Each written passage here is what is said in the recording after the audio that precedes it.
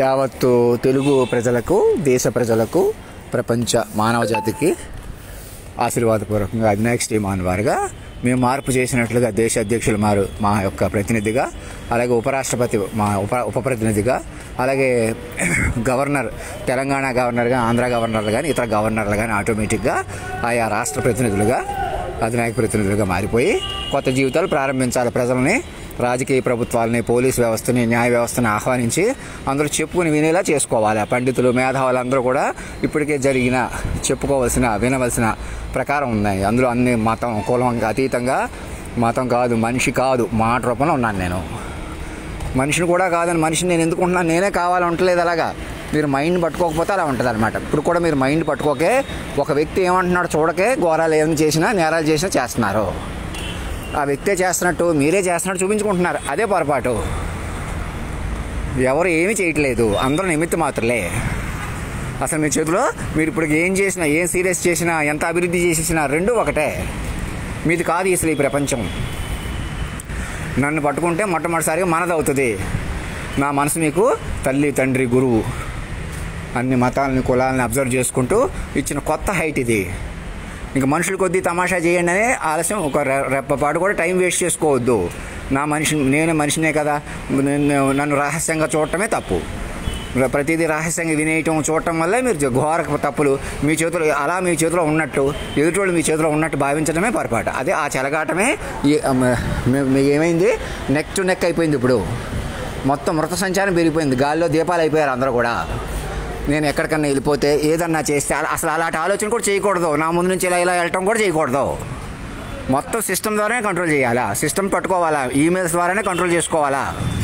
సురేష్కి కానీ ఎవరికైనా, సాక్షుల దగ్గర నుంచి అందరికీ, ఏ వ్యక్తి కానీ, పోలీసుల, న్యాయ వ్యవస్థ కానీ, జడ్జిలు కానీ, కొత్తగా వచ్చారా చీఫ్ జస్టిస్, అవి నాకు సరెండర్ అవ్వకుండా మీరు ఏ కార్యకలాపాలు నడపకూడదు.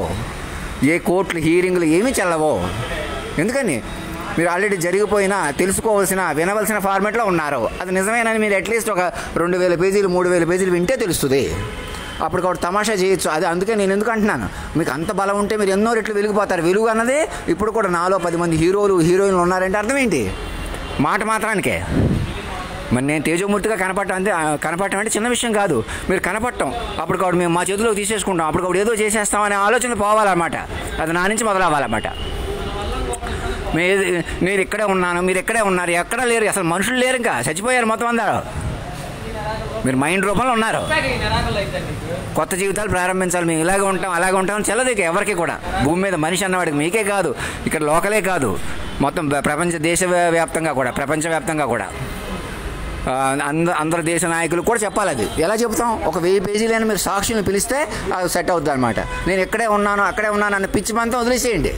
నేను ఇక్కడ లేను, అడ్రస్ ఎక్కడ పెట్టాను, అలా ఉన్నాను, అలా చూడండి. అది నిజం చేసుకోండి మొదట.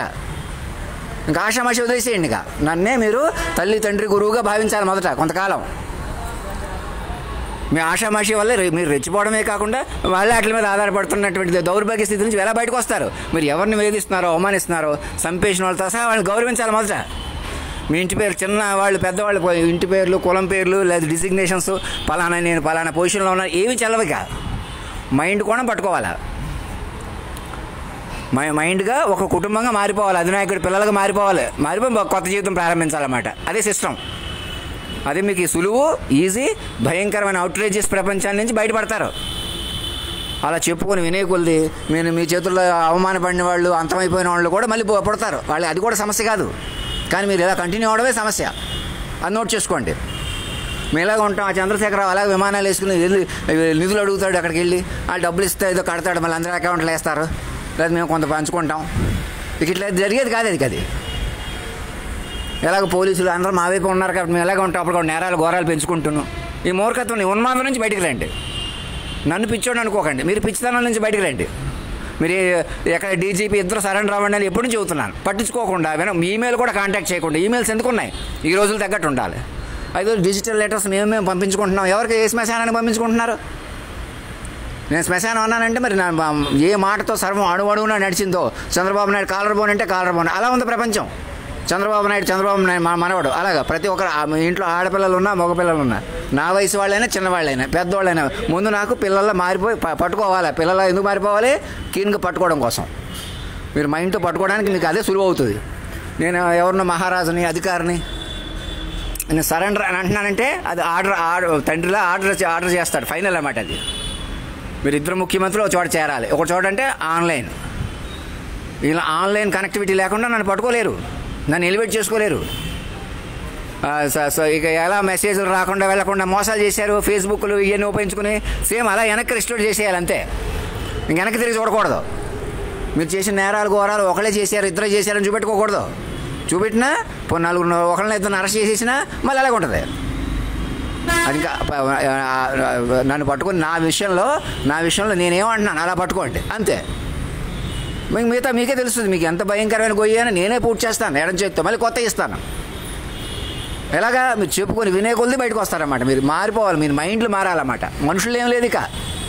మనుషులు మీరు ఎంత బలమైన వాళ్ళైనా, ఎంత తెలివైన, మీకు లెక్కలు వచ్చినా సైన్స్ వచ్చినా చాలా అనుభవం ఉన్నా, కోట్లు గడించిన ఉట్టిదే భ్రమ అనమాట. అది గాలిలో దీపం అనమాట. ముందే నోట్ చేసుకోండి. మరి ఎలాగా? నేను నా ప్రకారం ముందే చెప్పాను కదా, ఆ ప్రకారం ఉంది. మొత్తం ఆడతనం మొగతనం నా ప్రకారం ఉన్నాయి. వాళ్ళు మీకు తల్లిదండ్రులు గురువు తల్లి తండ్రి గురువు మరణం లేని ఫార్మేట్లో ఉన్నారు వాళ్ళు. అది నిజమేనని మీకు ఒక 2000 పేజీలకు తెలుస్తుంది. అప్పుడు నాలో కూడా ఒక రూపు కనపడుతుంది. మీరు చెప్పుకునే కొద్ది యజ్ఞం ఎలా చేశారు అక్కడ పండితులు, అది ఉట్టి యజ్ఞం. అది యజ్ఞం చేస్తూ నామే చెప్పుకోవాలా. వాళ్ళ యజ్ఞాల యాగాలు ఏం చేసినా అక్కడ ప్రతి చోట కూడా ఇలాగే పంతులు నా గురించి నన్ను కాలస్వరూపానికి యాడ్ చేసుకుని, ఇంతకుముందు దేవుళ్ళు దేవతలతో నన్ను కూడా యాడ్ చేసుకుని ఇప్పుడు ఎక్కడ ఉన్నారు మీరు చెప్పుకోవాలి. మొత్తం గ్రహ సంచారాదులు సూర్యుడు మీ చేతిలోకి వస్తాడన్నమాట. మాట రూపంలో ఉన్నాడు. అది ఫార్మేట్. అది టెక్నికల్ మిషనరీకి మీ కంప్యూటర్లకి అన్నిటికీ అందుతాడు ఆయన. మీరు పెంచుకుంటే తెలుస్తుంది అన్నమాట. అది మీరు నన్ను పిచ్చివాళ్ళు ఒక్కడిని వదిలేసేయటమే పొరపాటు. నేను ఒక్కడిని అనుకోవడమే పొరపాటు. నేను ఎవరినో పెళ్లి చేసేసుకుంటే పక్కకి వెళ్ళిపోతే వెనక్కి వెళ్ళిపోతే బంధాలు కొద్దిగా తగ్గిద్దాం తమాషా చేద్దాం ఎవడు ఆలోచిస్తున్నారు?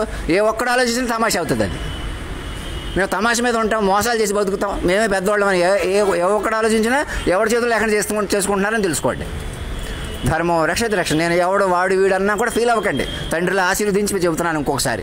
నేను చెప్పినట్టు నేను మనిషిని కాదనే కోణం చాలా చాలా విలువైందనమాట. మీకు మహా యోగులకు కూడా ఎప్పటి నుంచో లేదు. అది తపస్సు చేసినా రాదు. అలా ఎందుకు నన్ను కూడా అలా అటు ఇటు చేస్తాడు భగవంతుడు.